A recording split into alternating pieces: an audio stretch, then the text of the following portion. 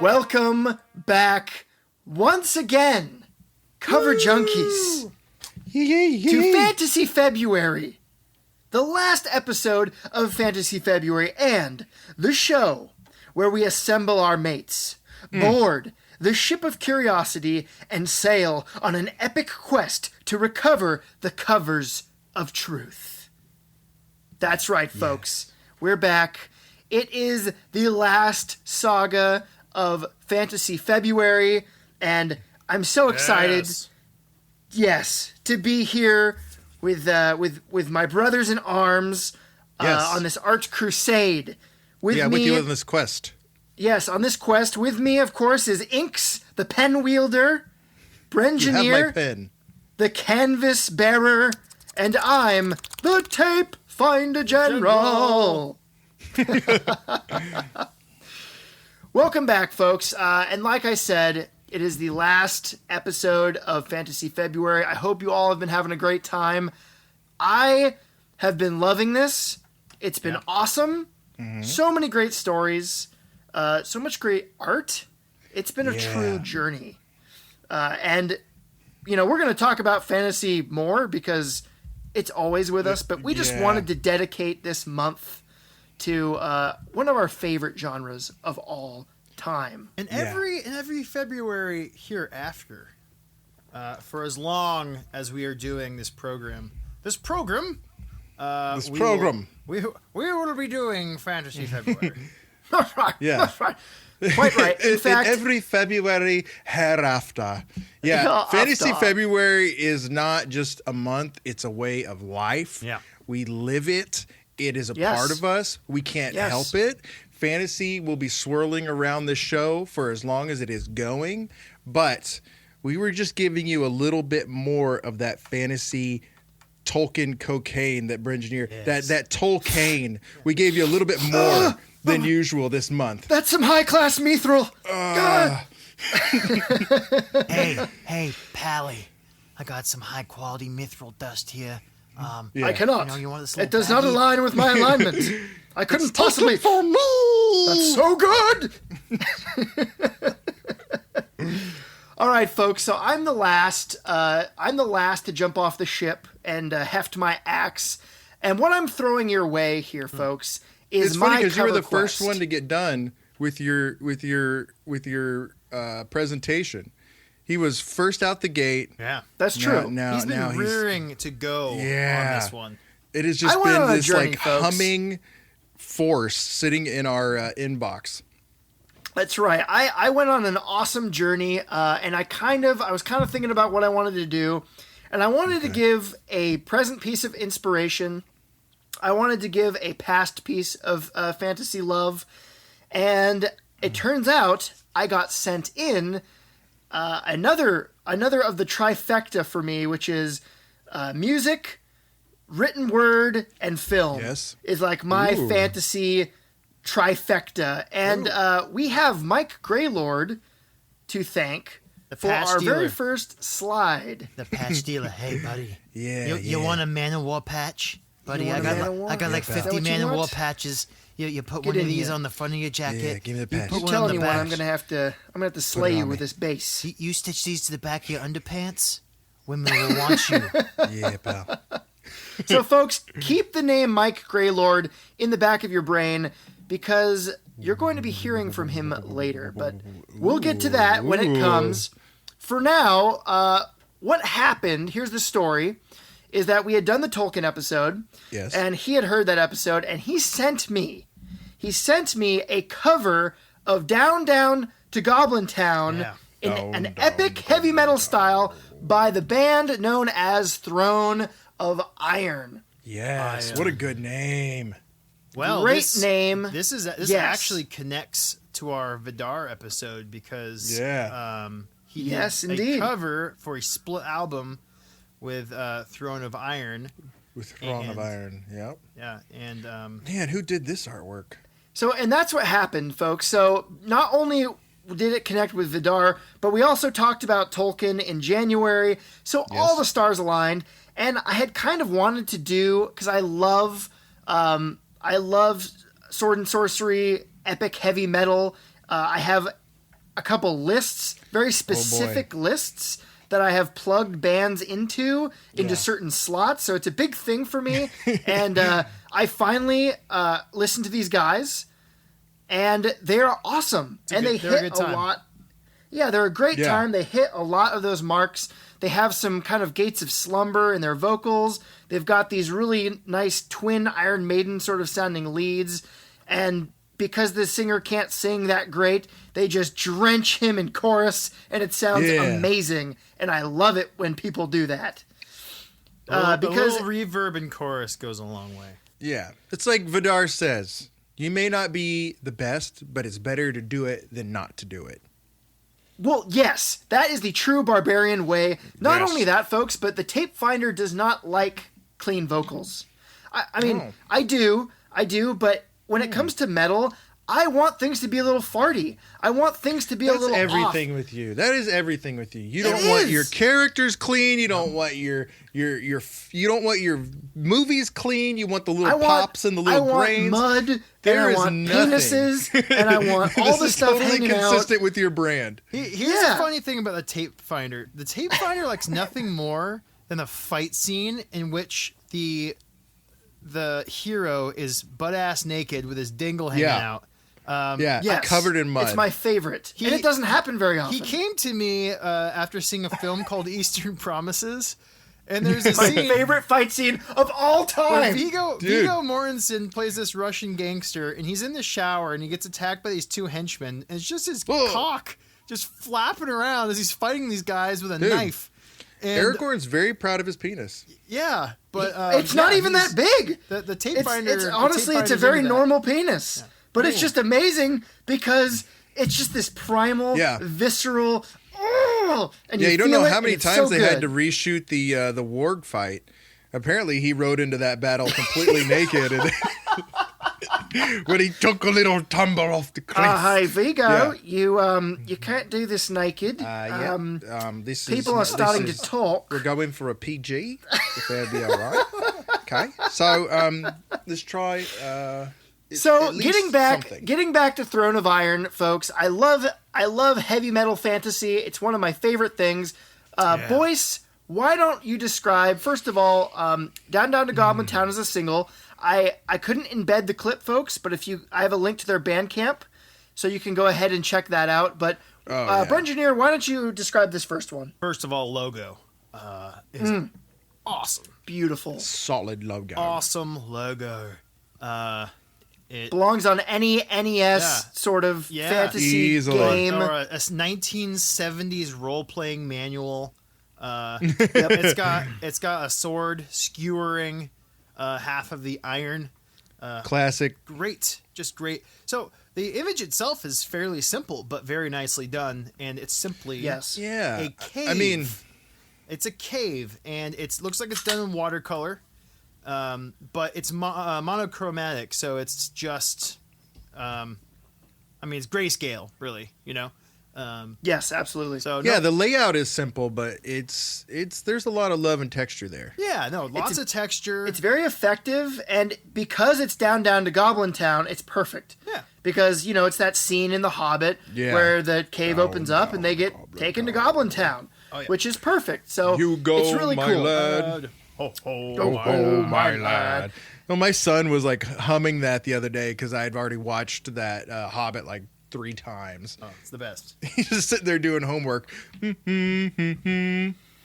Listen, you adults listening. If you think you're too old for the animated Hobbit movie, you're wrong. You're wrong. You're dead. Very wrong. Inks watched it 3 times in a row. Watch it 3 times. Yeah, it's good to just that's how you're supposed to watch it, back to back. Come on, dual throat holes, and that's something we didn't even like think to mention. But quivering eyeballs. They got double gullet, bro. That'd be so handy, so useful. So, Inks, why don't you go ahead? So that was their single they did. Next to it, you will see their first full length. It's called Adventure 1, and as Brengineer said, the album is kind of laid out like a role-playing adventure. In fact, the intros to some of the songs have like a reading of like, you find yourself in a tavern, and there's like dice rolling, It's pretty awesome. Someone cracks a but beer. Go ahead. Yeah, cracks a beer. Go ahead and tell us what's on the cover of this guy. In a funny way. This cover is incredible. I love, as my name. This is an Inks certified cover. I love a black and white ink drawing, and this is really well done. I'll tell you guys before I even start describing it. Its depth is done so well. In the background, the clouds and spires of mountain of rock are done very lightly, and as you come forward you hit a tower, and this tower is wrapped in molten rock, and there's a demon who is embedded in the tower. I don't even know, he's got his legs sticking out the windows, he's doing a yogi pose with his legs. He's sitting crisscross on this tower, and he's coming out the top of it, horns, flames. It looks like he's holding up a frosty beer. If you zoom in, it kind of looks like his hand. He's holding. Yeah, he's holding it's like bubbling. some sort of spell, and there's like goo dripping out. Frosty of the beer hand. spell. Yeah. Hey, you guys want to try my latest experiment? It's a lager. Anyways, then pulling forward even more, now the strokes are getting darker, shadows heavier, because we're coming forward towards the viewer. We see the three heroes. It looks like a barbarian in the middle, double axe. We've got a swordsman, some sort of knight or swordsman on the left with a gigantic sword. Yes. He's got very good arms, if you can hold that up. And then He's it looks been like a pushing the wheel of mage pain on the for like far 12 right. years. I think, is that a mage? Am I saying mageism? I just want to complain because I don't think this team is very well rounded. Two fighters and a mage. I think we need a hero. Yeah, guys, where's your rogue? Where's your rogue? You're not gonna coming to track. CBS. Two fighters and a mage. Wacky crew. Go on an adventure. Yeah, and then it says Adventure 1, white lettering, because now we're in a total black border coming up. So now we're totally forward. All the shadows are there. You can't really focus in on something that close because you're looking at the frothy beer demon. Yep. And right. It's just a very well done pen and ink drawing. I love it. This makes me want to pick up my pen right now. My juices are flowing so hard for this. And part of this was also, besides the fact that it was sent in, it was awesome. This is total Inksbait right here. Yep. This is Ink's trunk. If you need to send Ink something, send him something like this, and he will love it. But the person we have to thank for this is David Paul Seymour. And he seems like a pretty cool guy. I have a lot of links, folks, in our slideshow. So I have a link to his website here. Okay. You can go look at some of his work. Incredible stuff. From what I can tell, it doesn't say a ton in his bio, but he does a lot of pen and ink and digital.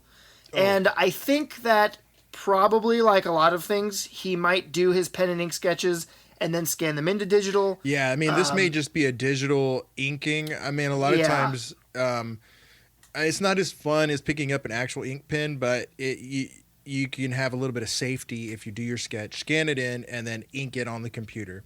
This looks like pure digital inking to me, just because it just has that cleaner look. It doesn't look quite as bled, but I could be wrong about that. No, it definitely does. It's very controlled, and that's fine. That's fine. Absolutely. It's like a great I said, piece. the result is great, and it would be just as great as if he picked up a pen. It's just there's a little bit of bravery that's involved when you got a dip pen or even just regular pens, because you can't go back. You can go over it with a little bit of white, but it's not the same. Well, you have to remember too, these guys aren't huge. They're not bringing in the dollars, so they probably wouldn't have been able to pay him a ton. And digital is probably the way to go for both people, for saving time and for getting a good product. I'm not passing judgment at all. I have a thing where I've actually done like the double finger spread, trying to zoom in on my paper or hit the undo button when I fuck up. Like I am very guilty of leaning on the digital, so I'm not judging at all. I'm just saying that it's a tool. This guy's art is just begging to be screen printed. Oh, I love It absolutely, and there are for sure coloring book of doom. You guys, it's sold out, but it's so cool because what it does is it shows a black and white, and then it goes into the color side. Sorry, I'm getting a little too into the weeds. Get into it. So this guy is our kind of dude. I actually also have an interview, LinkedIn folks, that you can check out. That I read through. He seems like a really cool guy. I just have a little bit about him here. He worked in architectural design, and he said a lot of people think of it as sort of like a stuffy suit and tie thing, but he said it was actually a really cool environment, and it helped him a lot with time management in his own sort of quest to become an independent artist. That's which I thought was a part of the arts process right there. Like crucial, friends. Yes. Yeah, I thought that was just a really cool kind of look into his life and the life of an artist, because he spent time, he went to school, he tried to figure out how he was going to pay his way, like a lot of these people do, and eventually he started just doing the art as sort of side jobs and kept getting him in, and eventually he just stuck with it, and so now he exclusively does the art for a beer company, which is pretty cool. Oh, nice. Yep, he's doing the beers. He's also working. He's written, and I believe he's directing and animating a full-length animated film called Planet of Doom. Yes, I've heard about that. All right, awesome. He's animating it? Yeah, Planet of Doom has been in the works for like 10 years. Oh, that's awesome. I heard about this animation takes 10 years. I've been messing around with animation myself. I made a bird fly over a mountain. Took me an hour. Okay, one bird, one bird, and it wasn't even very good. I was just fucking around. Because you're trying to animate a bird, dude. That's like the hardest thing to animate. No, it's just like a, and then over the mountain with the the gentle music playing. So, in any case, David Paul Seymour, you did a great job. Yeah. We might circle around back to him, folks, because there's a lot more, but coming for you, check out that interview. Check out his website. He's a really cool dude, and his art is fantastic. And additionally, check out Throne of Iron. Yeah. I think my two favorite songs were Past the Doors of Death and Fourth Battle on the Plain or of the Ash Plains, which was a super cool song too. So and Goblin Town. Yes, Goblin Town. Check them out. Like I said, fantasy metal is my thing. I love it. Doom Sword, Omen, Iron Sword, lots of swords. Lots of metal. High on Vanilla Fire. Road. With metal, Legendary, you need names of metal. High on Fire, Gates of Slumber. Check it all out, that folks. was like one of the first things that tapes when I was like, I'm not sure about metal. It's not really my thing. And he like leans into me and he's like, you don't think it's your thing, but have you tasted epic metal? Epic metal. And I was like, yeah, okay. And sure enough, now he listens to Legendary every other day. Oh my God, I do. It's my triumphant. Yeah, it's my triumphant music. Anyway, folks, so there's a little look into my love of heavy metal through covers. These bands also, they're a great way to start your entry into metal. Yeah. They're not so hard that you're going to be turned off by the vocals or the guitars. Hurt your guts. Yeah. The thing kind about of epic metal is it harkens more back to that, early 80s, like Judas Priest, Iron Maiden, a lot of that kind of stuff. So, you have a more... even Black Sabbath a little bit. Yeah, more melodic style vocals, more towards the hard rock kind of style of the echo guitar playing. It's not like the crazy blast beats and screaming of, death metal or black metal or anything like that. It's just a little more low key, and it's got sweet fantasy themes, so you can't beat it. Great to do storytelling work too. Great to do art too. Yep. Definitely check some out. Any case, moving on, we're going to sail those sonic waves to the real waves of the past, folks. Yes. So let me give you a little story here. Back in high school, and I'm not going to go too in depth into that. If you were on our Patreon, you've heard some tales. Yeah. But oh my gosh. As every high schooler or person who's been through high school knows, there's a certain book in your literature class that you're going to read. And in my high school experience, I didn't pay any attention to this book because I was listening to music and being a shithead. But later on in life, down the road, I was reintroduced to this actually by the Brengineer. Yeah. He came to me and he said, Tapes, have you read Beowulf? And I was like, yeah, I mean, in high school, I think. It's like a poem, right? And he's like, no, it's not just a poem. And so he lent me his copy of the Seamus Heaney translation of Beowulf, and I read it. The translation. And it completely changed me and my concept of fantasy and my love of this genre of epic poems forever, folks. And so when we're talking about fantasy, and this was about a year ago, so I had to bring this in because now it's something I read every year. I read it every February, and it is one of my favorite books of all time. I have the hardback with me right now. I have my hardback with me too. Let's touch our hardbacks. I don't have hardbacks. This is... Mine would be The Green Knight. Yes, there are so many editions of Beowulf. This is one of the most translated poems ever. It's got so many copies. I could have done an entire episode about stuff on Beowulf, and I would not have even scratched the hairy nipple, okay? Not even one drop of milk would have come out with all the Beowulf that there is. I mean, I have a Tolkien version up here that has a sweet cover. What do you think of the Tolkien version? We're not going to go into that. We don't have time. It's Tolkien-y. We don't have time. It is very Tolkien-y. Yeah, but it's let's not my say favorite this. version.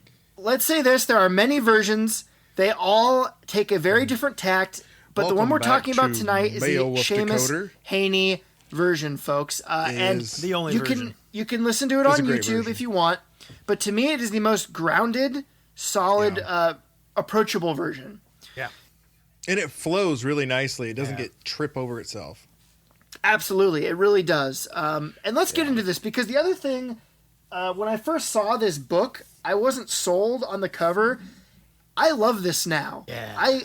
And it's not just because I read it. I started looking at it, and this is such an effective cover, and I would like Brengineer to go ahead and tell me what he's looking at and why it looks the way it does. What you have here is you have Bruno, right? You're looking through the eyes of Bruno. He's looking down at his chainmail codpiece, and his penis is protruding through the mail and poking into the darkness. Are you there, little guy? Okay. Tome of Power! What you really have here... I will extend you. What you have here is a warrior. You can tell he's a warrior because he's wearing the most insane chainmail onesie of all time. Oh, it's so beautiful. Now, this took so many maidens. You're not seeing this warrior from the front. You can't see his face. You're just seeing the back of his head, or presumably the back of his head. And usually chainmail, it's like you have like a shirt, and then there's a coif piece that kind of spreads out over the shirt. This is just one piece. This is like a giant sheet of chainmail. This is coif and shirts all into one. I'm imagining it goes all the way down his body. There's just a circle for the butthole and a circle for the dong. Yep, and that's all. Those are the only things uncovered. It's so he can go to Tangs and have it all free and slap. It's got the little flap. So you want to see my Grendel? This. Be away from my flap, monster. This is just a really iconic cover. It's a black background. It's got the chainmail figure and just real bold white lettering. Beowulf, a new verse translation by Seamus Heaney. Yeah, and the binding also has that chainmail, which I almost wish it wrapped up the whole thing, but it just makes you feel like you're holding this cold, hard steel like piece of the past, and you know that when you open this, you're going to be getting something medieval, something old, something timeless. Something ancient, yeah. And it says a lot about the design. The other thing I'll say too, folks, this is a photograph. This is an incredible photograph because if you look at it, they might have cut out the background, or the background might have actually been black, but the chainmail is not really shining at all. There's no I didn't glint. know this was I thought this was a painting. This is a photograph, and you can even see the mesh of like the dummy that it's wrapped around if you look really carefully. Yeah, there's hair. It's hair. You can see the back of the person's hair under there. Yeah, and it's a really, I don't know how they got, I mean, obviously lots of lighting techniques, but however they set this up, the lighting was fantastic because there's no glare. It's a really well done shot. This reminds me. This takes me back to when we were talking about black metal, and you're commenting on the Immortal cover for Pure Holocaust and how much you like that. And if you remember, that's just a black background with the three members of Immortal wearing sort of medieval clothing. It has that same black and silver look to it. You're absolutely right. It's extremely or it's it's kind that of cold steel look. Yeah, cold It's steel. kind of like we were talking to Vidar about his Earth Warrior, and we always see the Earth Warrior from the back.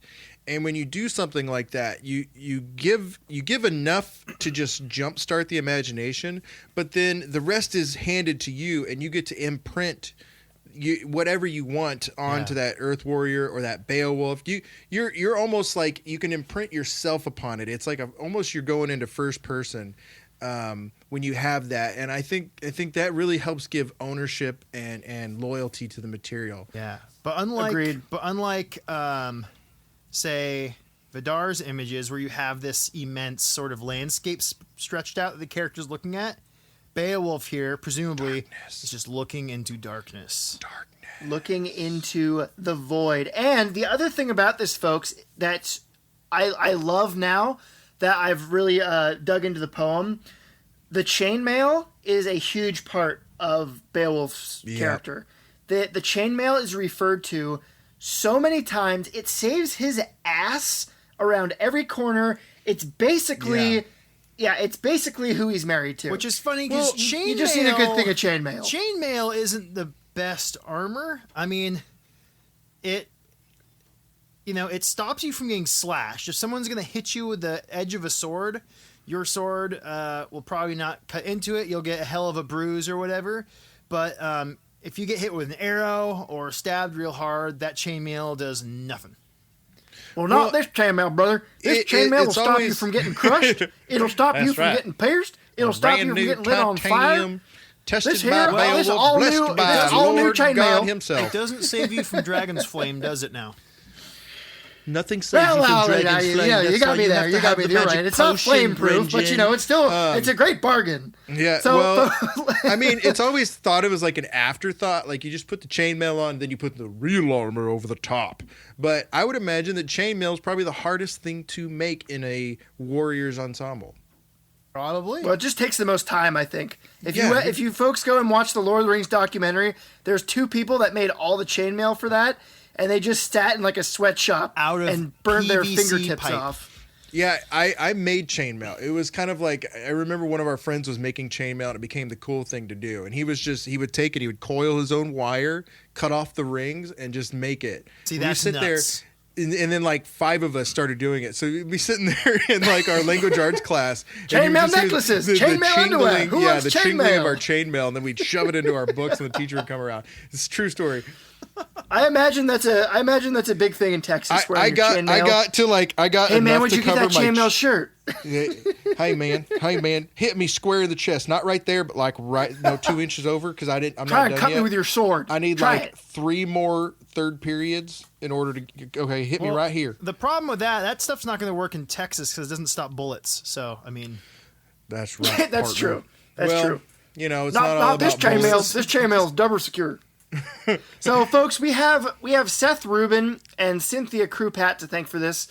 I actually found a Seth Rubin, but I emailed him and it was not the same guy. So I saw that email. Yeah, you saw it. You're not the first one to do that. Yeah, he was like, I wish it was me. I wish I had taken that chainmail shot. So I couldn't find him. And Cynthia Krupat, I was actually able to find an article about her and another gentleman, I believe.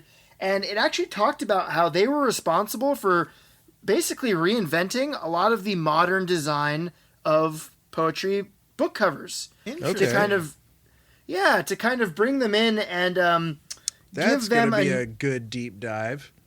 Yeah, give them a new sort of face and bring them back into the modern world.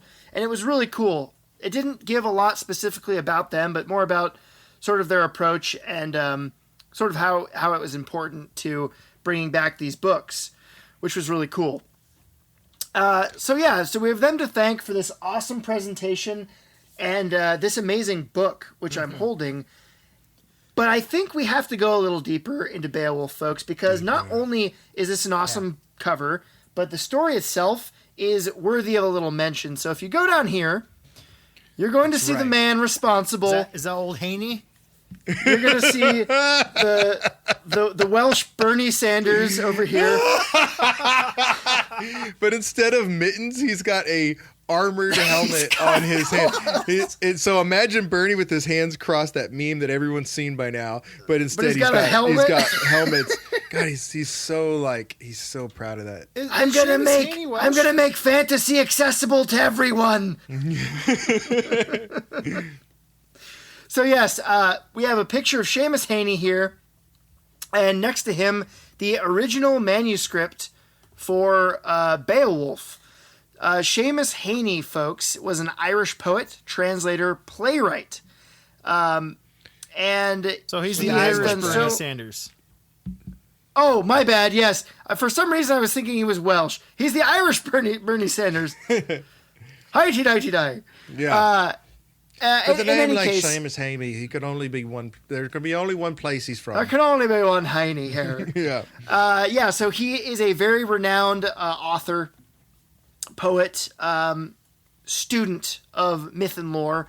And just like Tolkien and all these other guys, he had a fascination with Beowulf. And he had been trying to do it for a while, to translate it, and wasn't able to. And finally, he was able to develop his process for translating it and went through with it.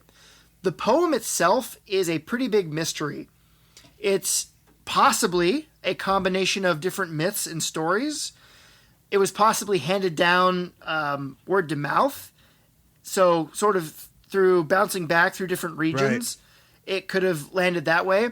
Or it could have literally been created by some monk. So the only sure thing about it is the dating for the manuscript itself, which is between 975 AD and 1025 AD. Yeah. So it was written by two scribes. They can tell because the first half has different writing style than the second half. So the first one was killed in a raid. Yeah. I gotta get this out real fast. Gotta blow this out. Beowulf's relatives. Yeah. Right, yeah, and the other thought is that it was possibly like a court poet who composed this, and there's so many theories about this poem, folks. Whether it was written from a religious context or from a more mythic context, trying to make it accessible with the religious context. Yep. Depending on those two versions, you get possibly where it came from. It's interesting because it's about Danish. It's about the Danes, right? And right. So, but all these Danes are Christian. So, forgive my lack of historical certainty here, but I'm pretty sure the Danes weren't all Christian by the, whenever this was written. So that seems to me more like it would have been some British monks or something who were interested in the story. Yeah, and then were putting their own religious ideologies into it. Yeah. The oldest version of The Power of Christ Compels You. What I like to think of is that there was some Tom Hanks monk sitting in his chamber. He's writing the Bible for like the 150th time. The power of God to be able to hold on to that arm. I'm so sick and tired of writing this damn Bible. And so he wants to write his own version of Jesus. And so he makes him this like warrior, sword wielding, chainmail wearing badass. That's so interesting because there is a really good hardcore history called Thor's Angels, You got to go buy it for a couple of bucks, or it's $4 on Dan Carlin's website. Do it, because one of the things he talks about is this transition from a warrior religion in the Norse religion or something similar to it into a Christian religion for a lot of these warriors. And they actually found an idol in one of their tombs, and it's Jesus, but he's holding a spear. Yes. Yeah. Yes. So, like we say, sometimes when you look at the covers look back. I mean, a lot of times when one religion is influencing another, it's being influenced by the people that it brings into its flock. Right. They mingle. And it's interesting too, because a lot, actually most of the characters in Beowulf and a lot of the events are historical. They are historical events that actually happened and have been recorded. Yeah, which is pretty cool. So it does seem likely that I don't think that the Danes or any of those peoples would have had records of a lot of the battles and stuff going on. I think they were probably too busy, taking their plunder and wetting their loins than they were with recording the battles. But yeah. So hey, did you get the head count on? No, of course I didn't get the head count on that. I'm too busy. What am I supposed to record? Look at all this stuff. Who's going to carry this stuff? Good point. Hey, you gonna eat that mutton? Yeah, so moving down, folks, the legacy of Beowulf is a very far-reaching thing, which is pretty crazy for this old poem that a lot of people don't know, but it has been not just translated into poetic form, but it has had multiple movies. Including the awful CG one before me. You couldn't have done 13th Warrior? Come on. 13th War is its own thing, though. I'm a Beowulf and Grendel man myself. I have no problem with the CG Beowulf, folks. It's you watch the movie, you enjoy what you see. My biggest problem is why you got to put Angelina Jolie in your movie. Why you got to put? Why you got to do that? She is not the epitome of beauty. I'm watching this movie. Everything's good, right? I'm in the groove. I got some wavy trunk. It's pretty good. And then all of a sudden, out of the water, I'm expecting this, horrid Grendel mama beast. Either that or, I'm okay with the track they took, but all of a sudden, Hollywood pops out of the water. Oh, that's so true. Get out of here, Hollywood. You're right out of it. Takes you your suspended belief just gets unsuspended. The best thing about this is I got nothing against Jolie's fat gangster Ray Winstone. Yeah, I know. Play Beowulf. So you're gonna give me some abs, or are you just gonna CG? Dude, he's a picture of me. They gave him the Renato Casaro treatment. They just whipped some abs on him. Dude, I'm a fan of the Gerard Butler one with Beowulf and Grendel, where no, you're not. The spawn of Dolph Lundgren is hitting himself in the head with woo, getting. I loved that one. I actually liked that quite a bit. The truth is, there has not been a really good Beowulf film yet. There needs to be a proper one. There's a Christopher Lambert one called Grendel. And it's sci-fi. It's a sci-fi version, and Christopher Lambert plays Beowulf. That's what I always saw in the VHS store. I never got to watch. I need to, because it connects two of my favorite things: Christopher Lambert and Beowulf. Dude, I remember reading the Grendel book, where it tells it from Grendel's point of view. Oh yeah, yeah, which I liked a lot. It's just a big misunderstanding. They're fucking loud. I just go tell them to turn down the stereo. They come into my land. This hip hop kid just pops out of nowhere and grabs my arm. Anyway, folks, as you can see here, there's a new game. I love this. Uses 5e rules. That's all the heroes of Beowulf basically that you can play. There are numerous graphic novels which I wanted to get into, but we just didn't have time. With amazing art, there is so much that Beowulf has allowed us to have and has enriched our fantasy experience. Yeah, there's not enough February to go around, folks. We need more of it. Another thing I thought was interesting, if you folks didn't already know, I think we touched on it. Beowulf was very influential to those early fantasy writers, such as Tolkien. Ooh. In fact, in Beowulf, the dragon is woken up by a thief, and the thief steals a cup. from the dragon. Oh, you're right. Why didn't I? And in The Hobbit, Bilbo is a thief who wakes up the dragon and steals a cup. I smell your air. So classic. Anyway, it wouldn't be right, folks. It wouldn't be right to leave Beowulf without a reading. Yes. So I'm going to give you a little taste of the Seamus What Heaney. a treat, folks. What a treat. So you can feel the Welsh. I mean, Irish. They are different. Wait till Beowulf is coming around the corner. Her. So here we go. This is a reading of Beowulf. Hygelac's kinsman kept thinking about his name and fame. He never lost heart. Then in a fury, he flung his sword away. The keen, inlaid, worm-looped patterned steel was hurled to the ground. He would have to rely on the might of his arm. So must a man do who intends to gain enduring glory in a combat. Life doesn't cost him a thought. When the prince of the War-Geats, warming to this fight with Grendel's mother, gripped her shoulder and laid about him in a battle frenzy, he pitched his killer opponent to the floor, but she rose quickly and retaliated, grappled him tightly in her grim embrace. The sure-footed fighter felt daunted. The surest of warriors stumbled and fell, so she pounced upon him and pulled out a broad, whetted knife. Now she would avenge her only child, but the mesh of chainmail on Beowulf's shoulder shielded his life, turned the edge and tip of the blade. The son of Ecgtheow would have surely perished, and the Geats lost their warrior under the wide earth, had the strong links and locks of his war gear not helped save him. Holy Lord decided the victory. It was easy for the Lord, the ruler of heaven, to redress the balance once Beowulf got back up on his feet. Then he saw the blade that boded well, a sword in her armory, an ancient heirloom from the days of the giants, an ideal weapon, one that any warrior would envy.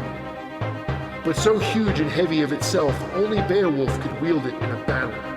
So the shielding's hero, hard-pressed and enraged, took a firm hold of the hilt and swung the blade in an arc, a resolute blow that bit deep into her neck bone and severed it entirely, toppling the doomed house of her flesh. She fell to the floor, the sword dripped blood, the swordsman was elated, and had a massive trunk. That last part was not... Oh, Seamus, you dirty dog, you. So wait. So he's having... when Angelina shows up, like, what, they're doing this? He hits her in the neck, but not with a sword. Yeah, dude. Yeah. Grendel is the mini-boss. Yeah, that's it, folks. That was Beowulf slaying Grendel's mother. As you can tell, just an epic, awesome piece of literature. Yeah, you gotta grab a copy. It's full of that weird mythic stuff too that doesn't make sense. Like when he swims back up, because he's in this he has to swim down in ridiculous ways to get there. Cavern. Oh yeah. And then he goes into this cavern, and when he swims back up, he's holding Grendel's mother's head in his toes. By the hair, and then he's got he's also holding Grendel. Manly was his toes and grip. Holding a sword, and then he's holding armor or some ridiculous amount of gear. So strong was Beowulf's arm back. Well, he also swims for like a week or whatever when he does this challenge. And him and his buddy just swim out, and then they fight some sea serpents. Sea serpents. It's just what did you think of the one-eyed sea serpents in the CG one? Yeah, I know, that was weird. I hated them. Penis-y, floppy sea monsters. Them so much, yeah. The freaking Lovecraftian.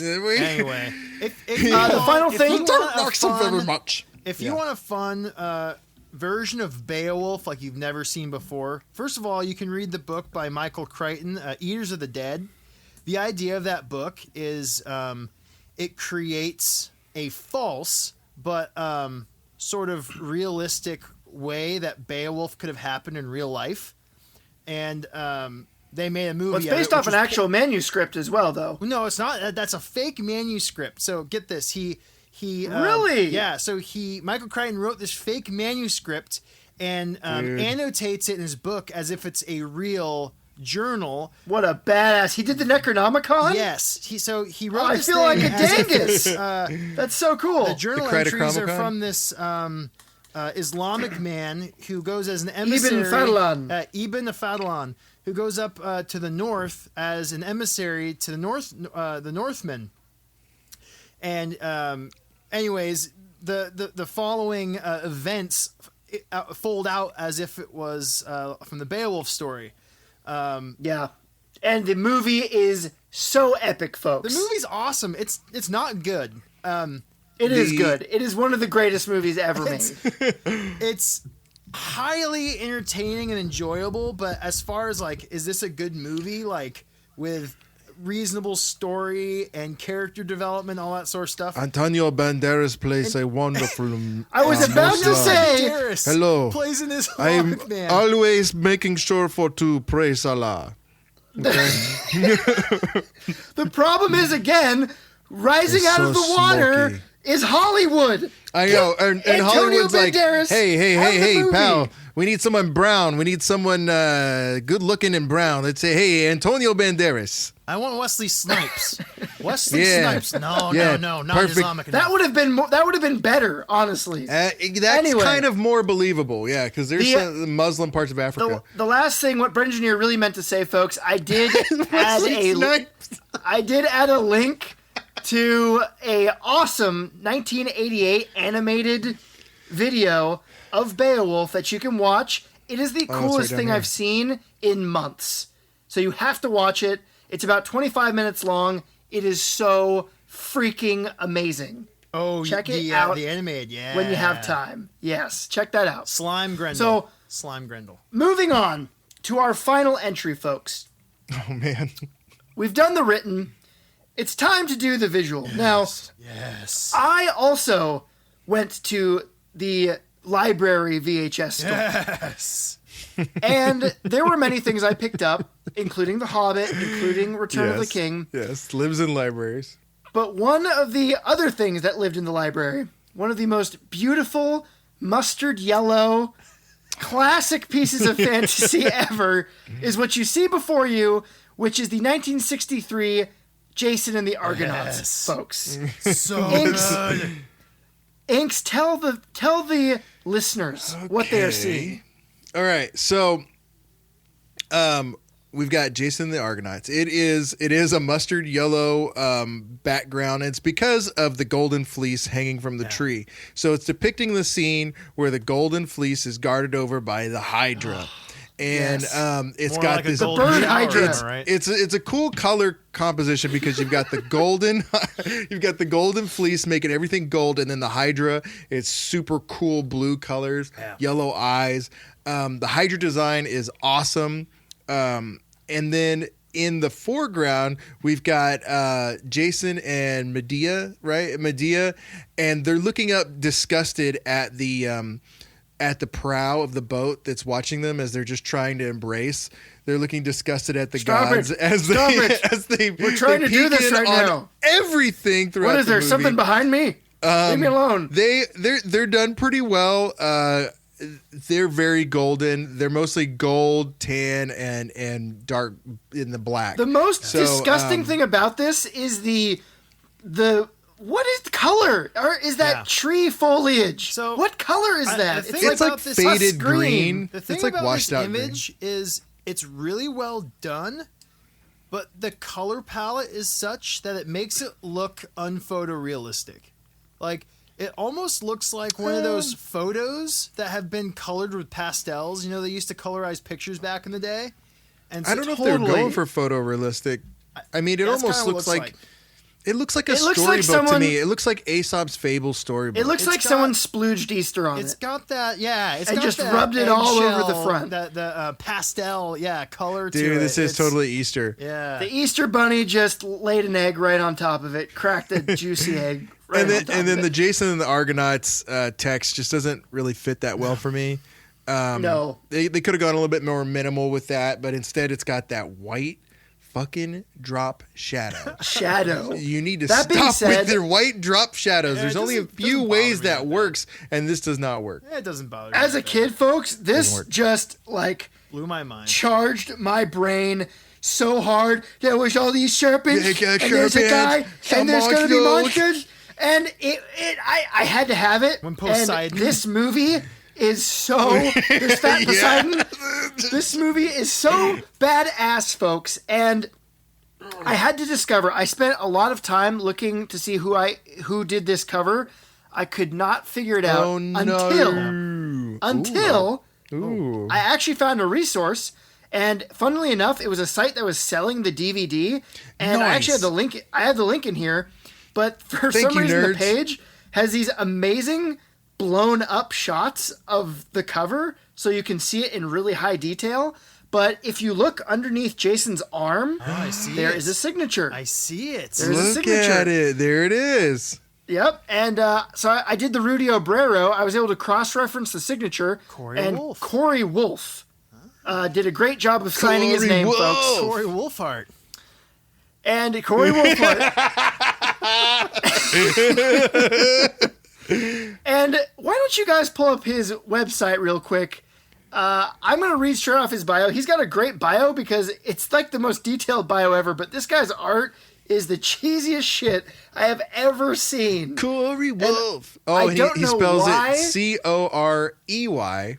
Don't get it twisted, girl. I don't know why Jason the Argonauts is not in his portfolio, but it needs to be to level out all his angels and Hummel dolls, children's art, and Disney art. Yeah, bro. Man. All right, let's see. We got children's art. We got illustration. I love the personal the art, lettering. Angels and fairies. Okay, let's see here. Yep. Oh, look it's at this! Everything you don't want in a fantasy artist. Romantic. Look at this floating novel head. over by the Stonehenge. Are you guys looking at this? The Stonehenge one. The guy, and he's like ripping the bodices. This is happening next time we do a romantic cover. Look at this. Folks, while they're gushing over his portfolio, let me just give you some stuff straight from his bio. It. He's been an illustrator since 1979. Right, he's self-taught. As an illustrator, I work both traditionally and digitally. I use Mac and Photoshop for digital work. My line work is done in Illustrator. He traditionally uses oils on illustration board or canvas. He also says he's equally comfortable with acrylics. So, very talented dude. Yeah. He's also a photographer, and he likes to blend paintings and photography together. Again, I'm not a fan of that because to me it just feels cheap, but it doesn't matter because he's an amazing artist. He's doing everything he can to get the job done and probably keep it fresh because after a while you need to try new things. He's worked with large and small companies. I guess Disney is one of his major clients, and actually, folks, if you look at his portfolio, he's done some major Disney covers. I own some of his covers. Yeah, not number 2. I don't own that one, but I thought it was interesting. His personal interests here. He says, I've always been intrigued by anything that's out of the ordinary. Everyday conversation bores me. People who think outside the box and have open minds intrigue me. Yeah. I've studied most religions, and I found I can get more inner work done with my own. We really are born with everything we need. Truth is inside. We just have to learn how to ask and hear the answers. Swipe right. Which, as you can imagine, folks, he has a lot of alien pictures and a lot of new age Zen sort of tapestries that you find hanging over someone's toilet. Look at these people blending their minds together. Oh man. Hey, hold on, pal. Though you put the guy in the blue and the lady in the pink. That's not outside the box. Come on. That's right. So this was a reissue, folks. This Jason the Argonauts cover. This is not an original. This was probably done for the VHS or the DVD copy, and I'm gonna say this was probably done on oils. You can. I'm gonna say digital over photograph. You think so? You think this is digital? There's no way this is digital, dude. It's very photographic. Zoom in. If you go to the link and you zoom in, you can see the canvas grain. All right, look. This is definitely a painting. I'm gonna say it's probably oils. But regardless, Corey Wolfe, this is like the only cool thing you've ever done. I'm sorry. Oh, dang. Sorry, Respect. Corey. Respect.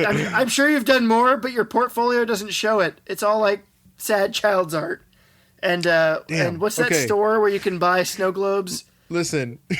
Hallmark. Hold on. Listen, folks. Shit. Please come on our show. Anybody. Yeah, Corey Wolfe, we want you on here to explain yourself. Now, we're going to get into the movie a little bit more. But before that, I wanted to give you a few more covers because I found, even though I love this cover, I love this eggshell drippy color. There are two more covers, but the next cover is my favorite. Yeah. So, Brengineer, why don't you tell me what you're looking at? What you've got Poseidon come out of the ocean, and hovering, looking a lot less chunky, and hovering above him is his bow. And he's like, "Hey, baby, let's get swimming. Let's get swimming in this frothy sea." He is doing that lean, leaning over him. He's like, "Yeah, baby." Is your father Zeus? Because you must have fallen from Olympus. hey, you know I'm made of bronze, right? So yeah, you've got Poseidon, you've got the Colossus, who's towering over everything. Red sky.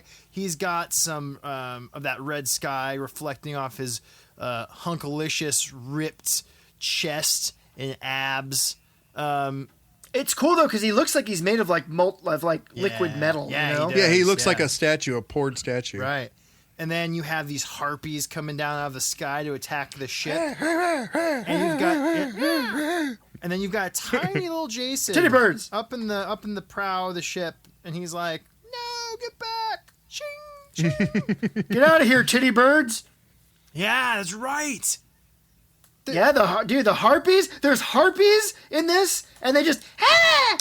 It's funny. They don't look like your traditional harpies either. No. They're not bird ladies. They look like they're sort imps. of like reptilian. Like, think of demons. Yeah. And in the bottom corner, you'll see the Hydra. You've got the Hydra spilling out from the corner. Doesn't make any sense. They just threw that in there because they wanted it to be in there. No. This is the Monster Mash cover. Yeah. I love it. Yeah. I love the colors. I love the cool blues. I love the red sunset. And it just, this to me, the color palette is so much better. Now, I will say, for all the great things that are in this cover, it's still, and this is what I love about these covers back then, it's still not giving away what this movie is famous for. Yes, is so true. It's not giving away the scene that every kid who watches this has just ingrained in their cerebellum. A little place in their soul, a little garden where this scene lives forever and ever and ever. That's right, where the sowing of the teeth of the Hydra happens. Yes. So we have Gary Meyer to thanks for this awesome piece of artwork. Gary Meyer, I have a link for him as well to go to his website. He has some amazing artwork done, folks. In fact, he did one of the Thing posters, which is a really cool poster. So you got to get in there and check it out. But he has a very thorough list of his specializations and the things he's done. But under his skills, he's got acrylic, gouache, oil painting, epoxy, and bronze sculpture. And then I thought this was kind of funny. It also says he's capable of quick demonstrations of seascape, landscape, and underwater scenes, vehicles, figure painting examples in the classroom without references and in response to student queries. So he's like just able to whip out people in whatever pose they decide to choose. I guess it's his superpower. Yeah. Quick, do me on my side. Do me upside down. Man, do me with my legs in the air. This guy has some cool work. I'm looking at this poster for Warlord with Charlton Heston and Richard Boone. Yes, and Inks actually gave me a copy of that movie. I still need to watch. Cromwell, but the cover isn't nearly as good as this. Alec Guinness. Very cool.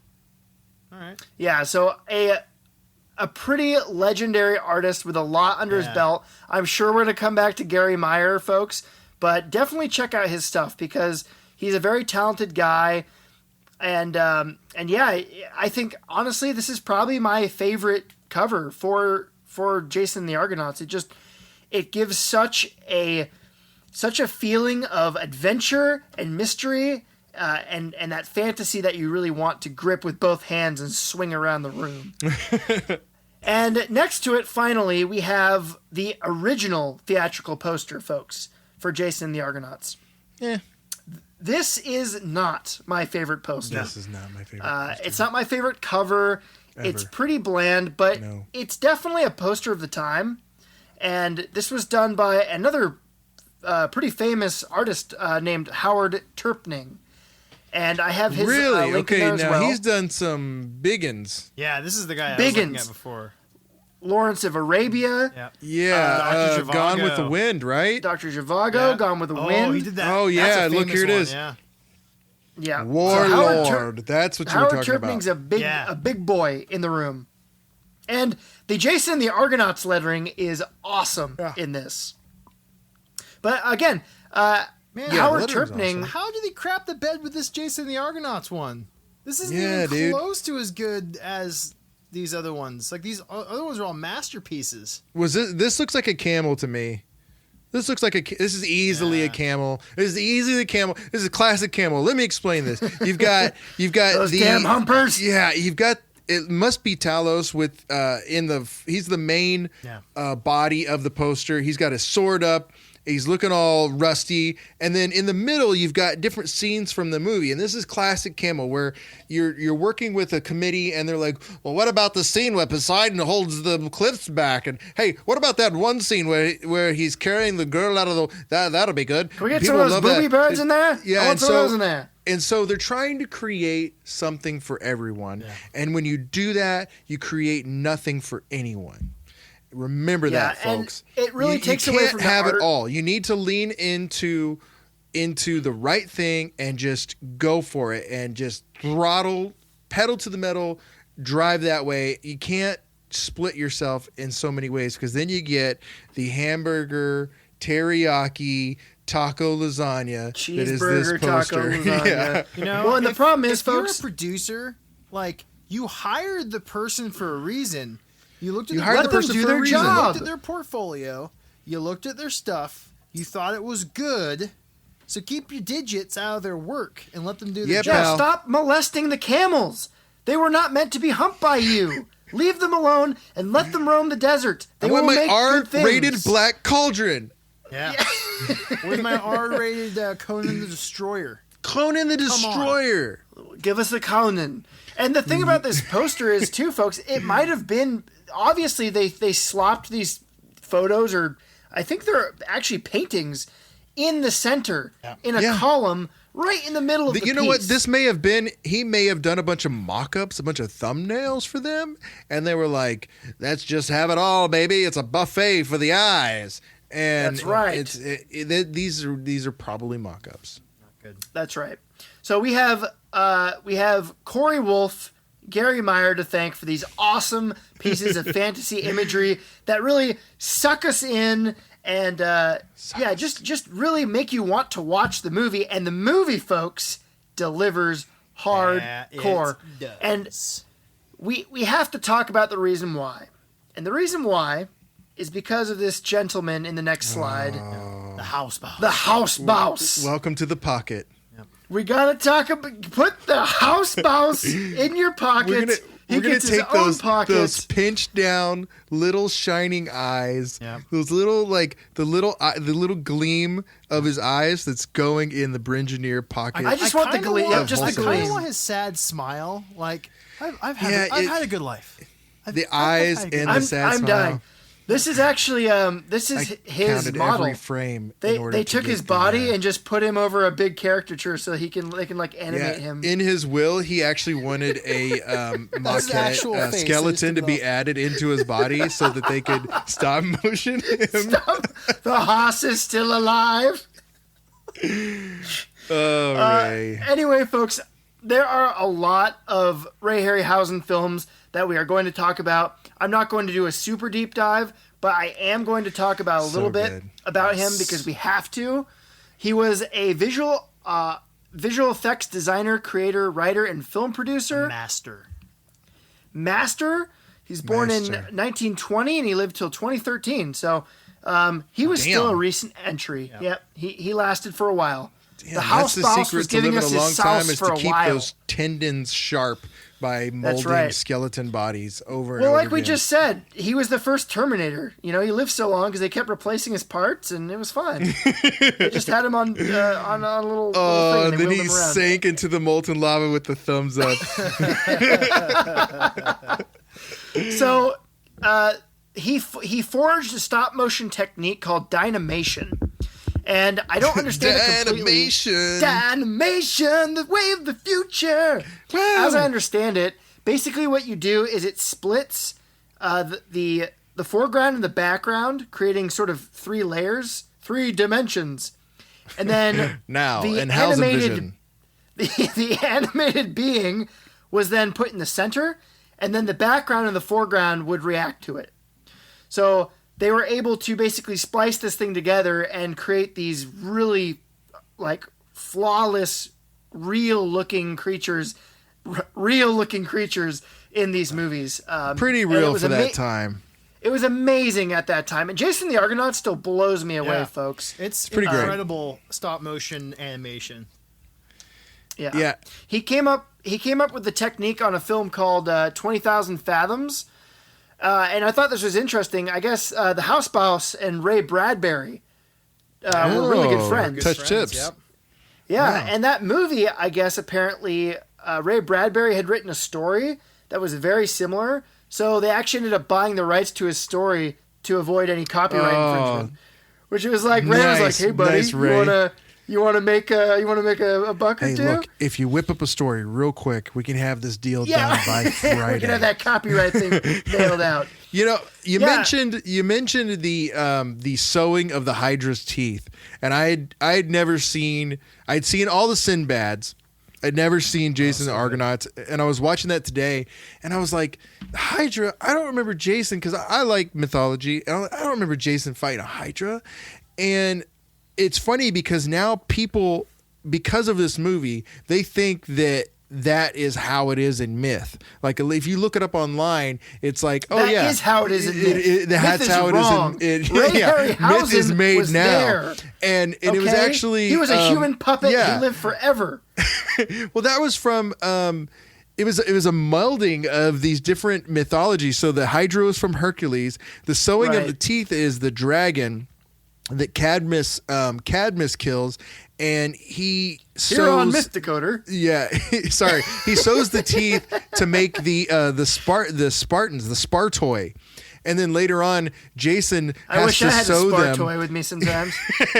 He has to sew them himself to prove himself. He's like, hey, if I kill a bunch of teeth-born, can I have that fleece? And the guy's like, yeah, go for it. So he does and I had to dig into it a little bit more because I'm a nerd like that. And I was like, I don't remember them being skeletons, but I guess originally they were supposed to be like rotting warriors, like the Spartoi.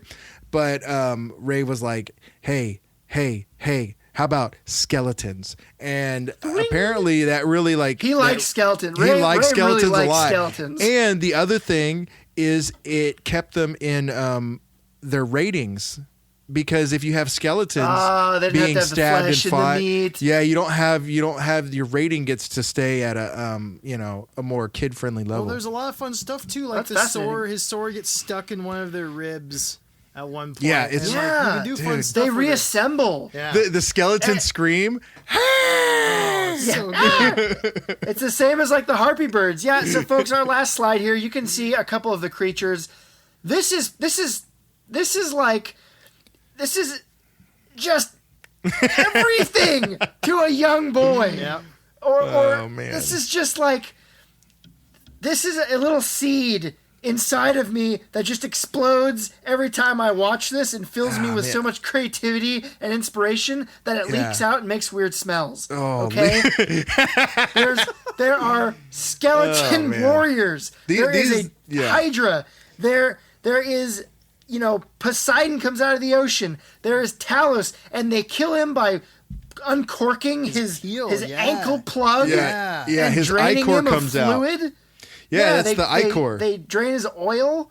It's like, it is just the most amazing fantasy film. It's scene and there's nothing like it of just magic. Yeah. Yes, exactly. And you know what? There's no Angelina Jolie in it. Yeah. There's none of that. Although there's no Hollywood I will in this movie. say, I mean, it is. The story is very like young boyish because it's at a second grade or third grade reading level. I mean, the if you haven't seen the movie, here comes a spoiler. But Medea, after having been saved by him and riding on the boat with him for like 15 minutes, she comes and breaks him out of jail and is like, I think that you should, because I love you. Also, I love you. And Jason's like, let's roll with that. But it was funny, like after like spending 15 minutes with him, she's like gonna denounce her country, her religion, her job, and go with this man who she knows very little about. Hey, you just saw me defeat a Hydra, you know. I love you. That's not enough to get the blood pumping. I don't know what And it is. the Hydra fight was made so much better by her. Like they would cut to her face and she would make these cringy like sex faces when he was like, I'm worried about you. Madly careful, swatting sweetie. away at this Hydra like it's a giant fly. It's a little piece of the 60s, Oh, folks. God. It's so good. It's so But fun. In any case, Hausen is so important, and this movie is so important. He won at the BTA Awards. He won some award. I don't remember what it was called, but there were so many fans of his that were there to sort of like usher him in.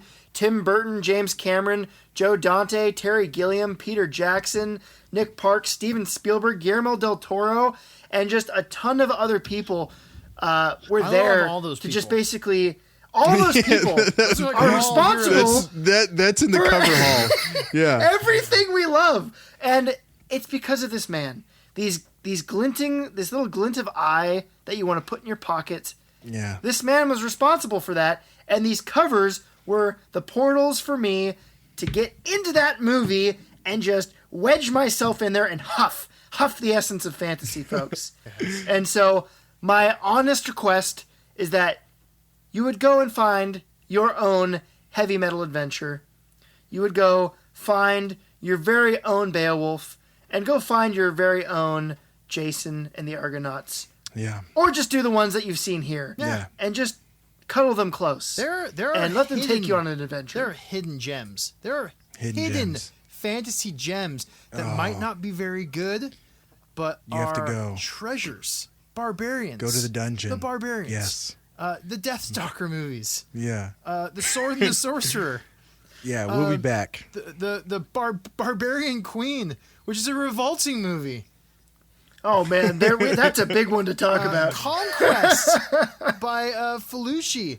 Also, Yep. revolting movie. Those are just the movies. We're not even talking about all the games, all the books, all the there's so much good stuff, and I for one can't wait for Guillermo to make prequel. Guillermo style. Dude, Guillermo's Jason the Argonauts. I'm ready for it. I No, am so prequel, ready prequel. for it. So, folks, that's what I have for you today. I hope you've enjoyed it, and I hope you've enjoyed this Fantasy February. Yeah, And the many more to come. Sad to see it go. Sad to see it go. Sad to see it go. Well, if you're sad to see it go, folks, let me just say that Fantasy February is going to bleed into Magical March because we have a magical interview coming up at the beginning of March, and you need to be there with us to experience it. But for now, we must sail away from the island of Fantasy February. We must look off into the sunset as the gods creepily peer down at us. If you want to creepily peer down at us, you can find us on Instagram at Cover Decoder. If you want to send us your covers, your requests, your ideas, Yes. your Goblin Town cover albums, do that at coverdecoder@gmail.com. We have a website where you can go to the show notes and you can follow along with the slides. And finally, we do have a Patreon. We are trying to be the kind of guys that tuck our shirts into our pants We are trying to Hold make on, this let me a get thing. this mustard stain out. We're gonna coffee over here. Shit. Yeah, we're gonna pull out our I'm not sure if that our was granddad's faded leather briefcase and go around looking for cover acquisitions for you. We've got all kinds of content on Patreon right now. It's a lot of fun. Get real personal with us. Get real close. Like you get to see a little lifting. You get to look at our underwear stains. Yeah, you get to This to one was lift last Thursday. the tape finder's cowl. This one was too much hot sauce. You smell that? This one was. That's the smell of my creativity wafting out of my pores. Oh, and you can smell the Brinch in your creativity wafting from our Patreon page because he does all kinds of audio magic on there. Check us out. $2 a month. $2 could buy you what? A pack of pencils? A pistachio latte at Starbucks, folks. Pistachio latte? No, you're getting the they mini stole size. Pistachio from us. No. What you need is the nourishment that is our Patreon. You can find it. Just search Cover Decoder on Patreon or go to our website. We got a link there. Finally, thank you again for going on this journey with us. Thank you for setting sail to Fantasy February Islands. And as you sail off into the sunset, may the cover gods smile down upon you.